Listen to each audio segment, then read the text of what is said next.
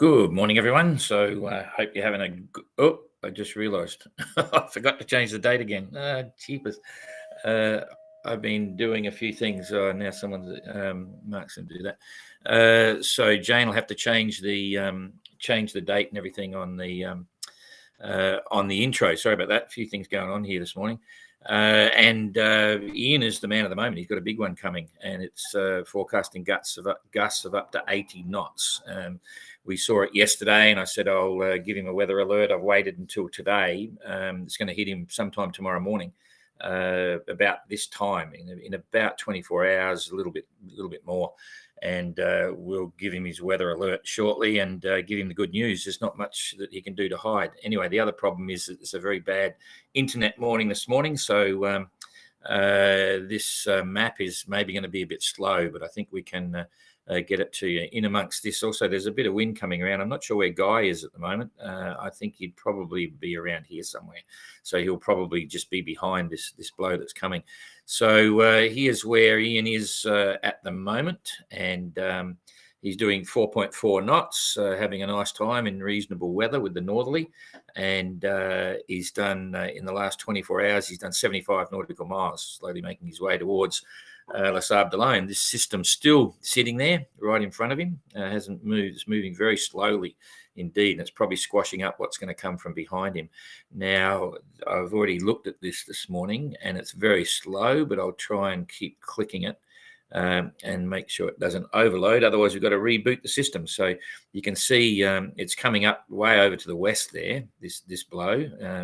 And as it moves forward, he's going to have a northerly wind, and that gives him nowhere to go for any routing. I've been watching it and knowing how Ian sails. We can't ask him to go north. We can't ask him to go south, because it doesn't matter, because this system, we will see, it'll spread across from the south.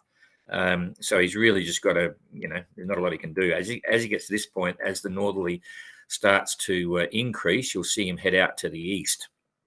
So I've done an assumed position where he'll be at about this time. You can see there it's building very heavily already on top of him. But this is the big one coming behind him, where the patches of blue are there. Windy showing gusts of around 80 knots. Now, I haven't got windy ready to put up yet because it's, what do I say? It'll make this screen fuzzy, but suffice to say, I've had a look at it, and we'll just see I'll just blow this up here, and you'll see. So what I can describe to you is that in amongst this bottom bit here, there's gusting 70 knots, forecasting 48 knots, gusting 70. Certainly the majority of it is sort of 60, 65, but right where he's going to be as it moves forward, it could be up to 80 knots. And the sea state is going to get pretty interesting. And in fact, I'll try and, at the end of this update, I will actually put it over to windy. For those that want to stick around, I'll show you what's going on. Here it's showing sort of about 6-7 meter seas, and it will probably hold to that because it's coming through pretty fast. Hasn't got a chance to build up, and as we mentioned previously, the Southern Ocean, there's always this constant big ground swell, which means when you get these winds, they build really fast and go high. In the Atlantic, you don't get that great big swell running through. The swells are built simply by the system at the time. So it means you get a little bit less in terms of sea height, but then the frequency can actually come across a little bit faster as well. So anyway, I'm just going to, because I'm worried about the strength of the internet, I haven't put it up yet, but we'll go through all the boats and give you an update. And then at the end, you'll see me move it around, and I'll get you back onto a windy screen, and I can show you this particular blow and roughly where Ian's going to be. So it's never over till the fat lady sings. And just to remind you, this is 50, there's 40 degrees south. So he's not out of the roaring 40s. It's still the Southern Ocean. I tend to forget about that. And here's Cape Town right over here. You can see, I have to go back.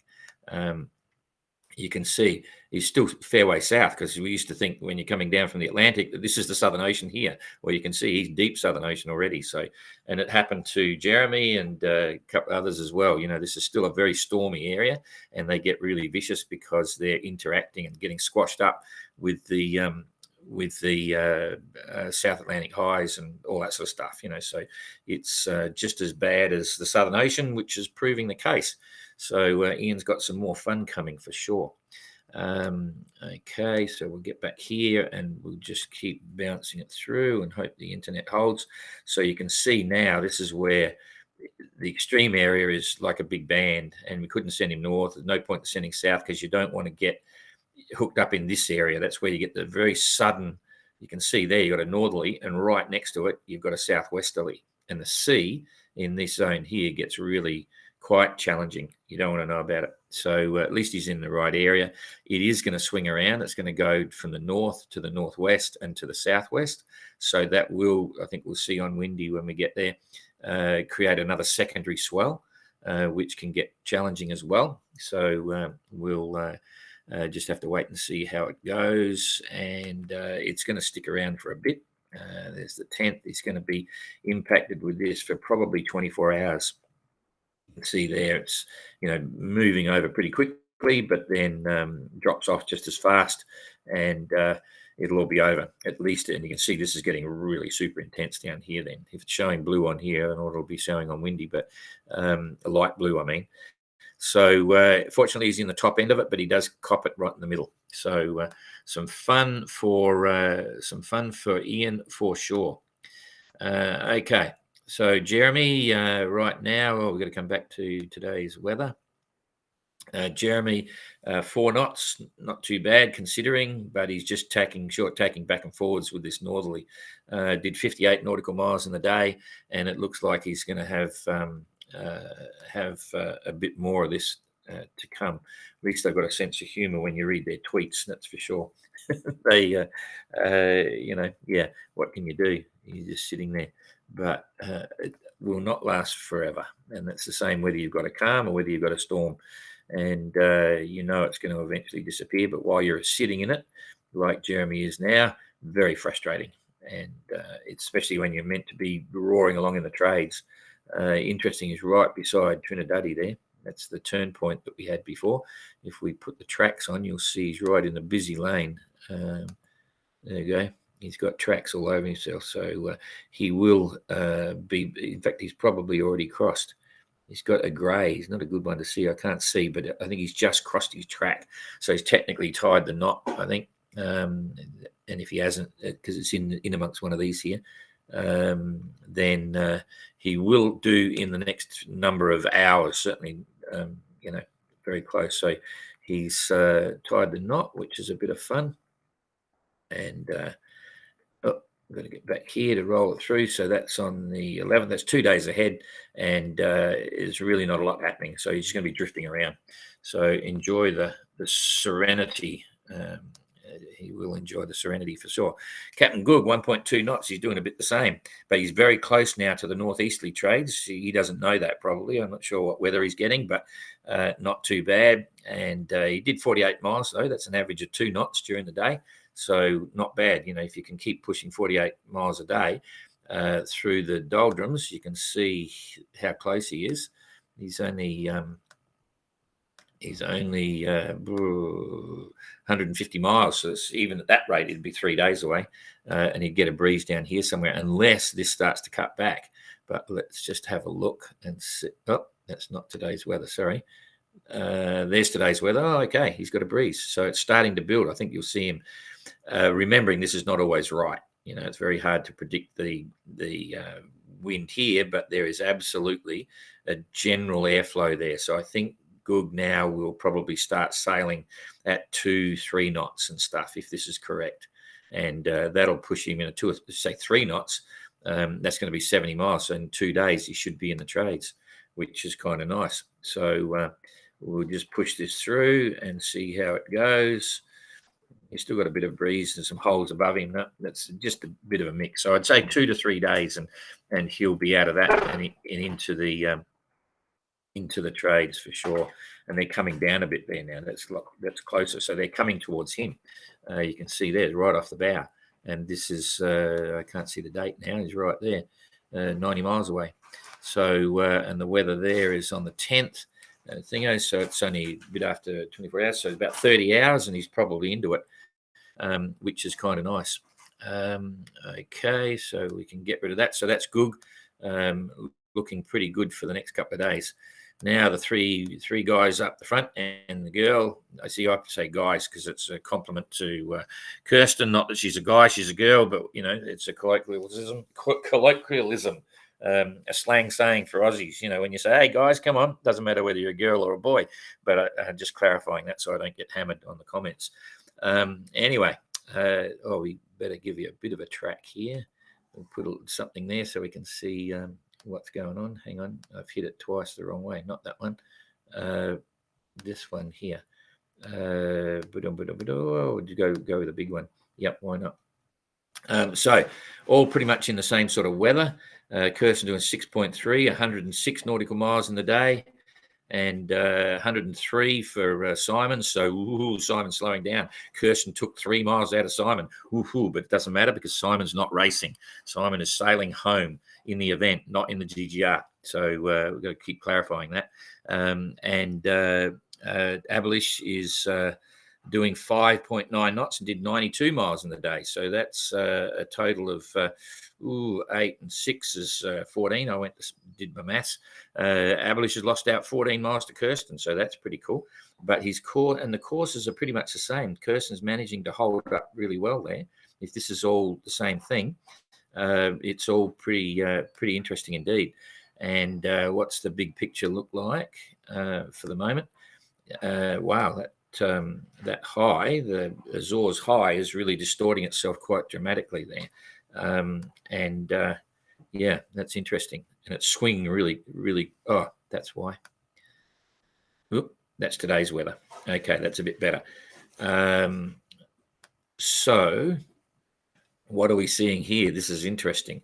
There's a deflection in the gradient there. Hang on, I got to close the door. It's very distracting.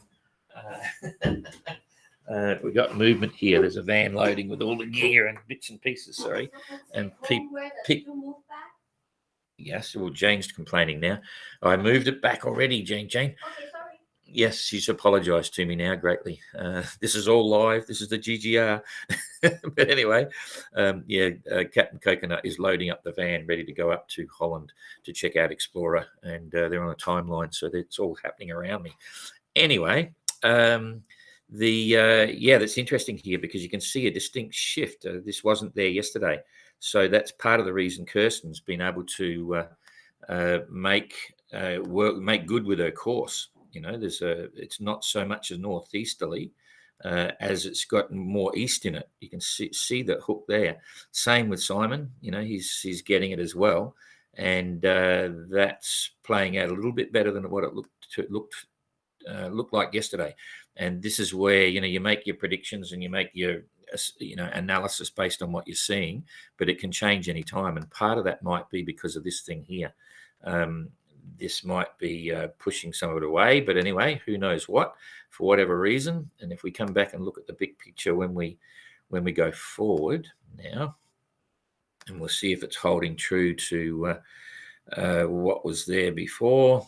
The highs is definitely turning easterly, but here Kirsten's still got a little bit of that, but I think this is going to muck up the game plan. That's definitely pushing down with more strength, and it'll probably change. So here you can see it's hooking. There it's coming down, and I dare to say as this moves down, it's going to give her a northeasterly, which will push her away a bit. As for Abelish, she's really in a good position. Coming around the center of the high. Simon's split between the two, so he's getting half of what I'm talking about each time, so not too bad. Anyway, let's just push this down. Yep, here comes this big wind on Kirsten. You can see, I'm just watching Kirsten here. Abelish is on a dream run there, but Kirsten straight away, exactly, this is the dividing line where the wind is now coming back to the northeast. You can see it down there. Don't you love the Chinese programs? And that's going to be back to the disadvantage to Kirsten. So she's got wind like this, and Abelish has got wind like that.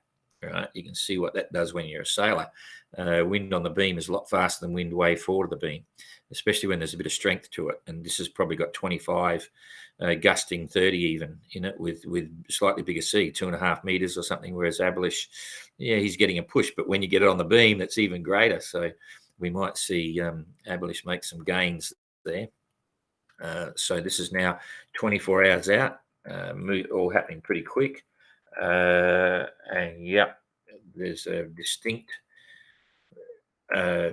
direction. I don't want to harp on it, but to the east here, it's like that, and up here with Abelish, it's like that. That's a huge difference. So it is playing out the way we suggested yesterday. Anyway, so there goes into the next 24 hours. There it is there. And what's happening? Yeah, it's getting a bit better for Kirsten down here. It's moving around a bit. And it's holding right for Abelish. He's going to be rocketing. His decision now for Abelish will be to see how high he wants to hold. He'll know what's going on, as I said yesterday, with the high here and the wind going around clockwise. So the higher he holds, the slower he'll go. It's very tricky because you want to get up there. You want to keep up with the high, and going fast, you can hold that, and will you get through the back of it quick enough? And one last comment, which is the relative distances to see what the objective is. Okay, there's 300, there's 400 miles. So that's still quite a way. I don't know whether he'll catch it. It's 6 knots. If he does 5 knots, it's 120 miles a day. So that's still three and a bit days away. So and 3, let's just see what it looks like in 3 and a bit days. You got the 12th. That's 9, 10, 11, 12.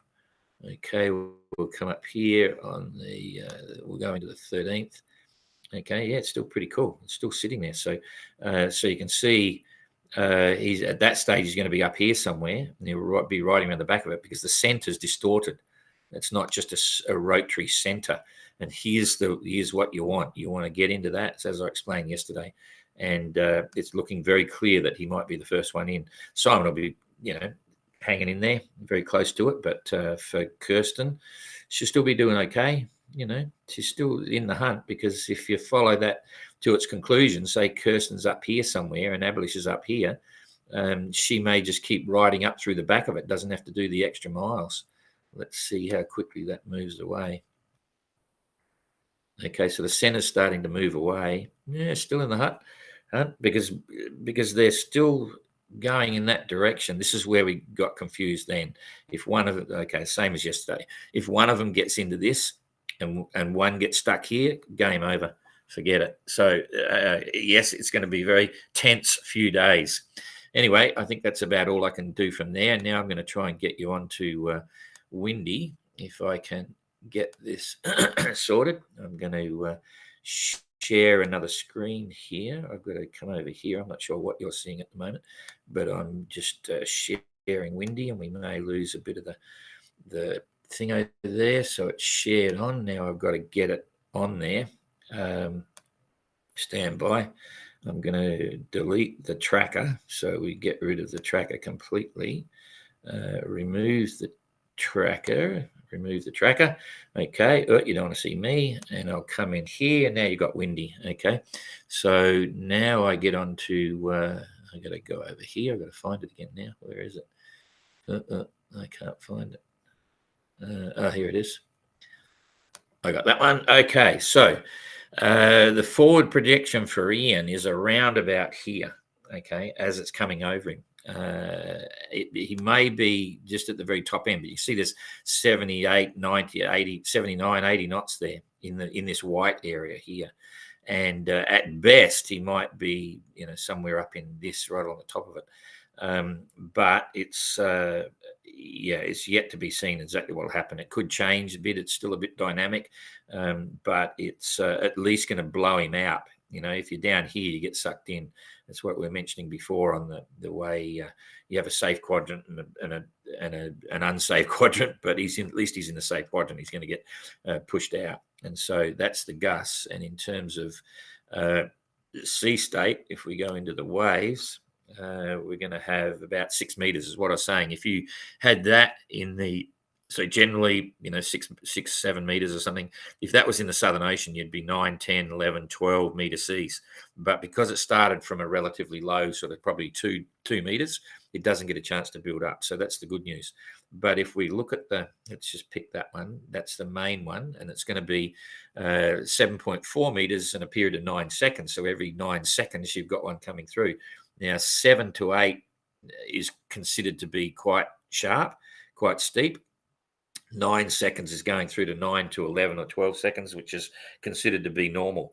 So it's actually a little bit steep because it's moving around. And secondary swell, 0.9 meters every 7 seconds from the west. That's not too bad. It's if they get up over 2 meters, it's a bit hard. That's interesting. And there's another one from the northeast, at 0.8 of a meter. So there's 3 wave patterns there. And that's, 0.8. No, it's probably not too much to worry about. It's just a swing. So, it's not looking too bad. Not looking too bad. But for Ian, that'll be another big challenge. And we hope he gets through it all okay. And we'll be watching, and I'll be sending him an update very shortly. So, okay, that's about it. I think I can say to you, see you later. Have a good Easter. Hope it's all fun. And we'll see you tomorrow. See you later.